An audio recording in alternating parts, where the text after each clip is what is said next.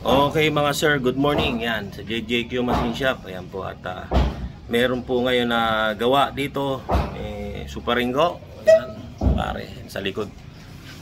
Yun. Meron po ngayon gawa rito yung mga nagtatanong regarding dito sa disc brake conversion. Ito po, meron po tayo itong air blade disc brake, rear disc brake conversion.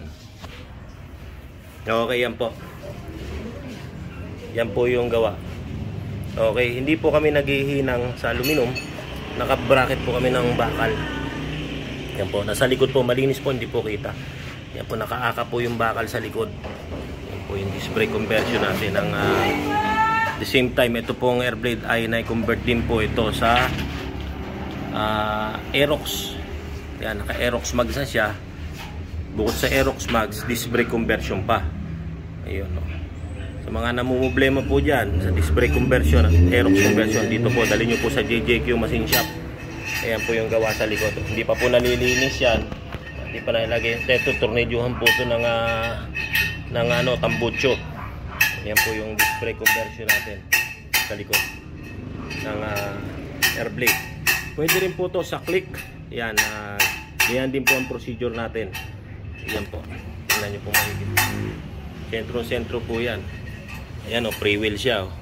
Pansinin nyo, free wheel siya. Ibig sabihin yung walang kagalaw-galaw yung caliper. Sentro-sentro po pagkakagawa niyan. Gitnang-gitna po. At yung kain po ng disc. Ayan, yung kain ng disc talagang, ayan o. Tingnan nyo po. Hanggang dito po ang kain o. Ang lapat. Ipit na ipit po talaga yung brake pad. Yun. Yan po ang ating disc brake conversion ng air blade likod. At the same time, Aerox mags conversion po yan. Ayan. Okay, punta lang po kayo dito sa JJQ Machine Shop. I-waste nyo lang po, JJQ Machine Shop Taguig.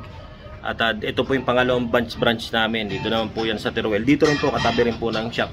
Sa mga gusto pong magpa-convert o magpagawa ng conversion ng Aerox mags at disc brake conversion at kung ano-ano po pong serbisyo na ginagawa namin.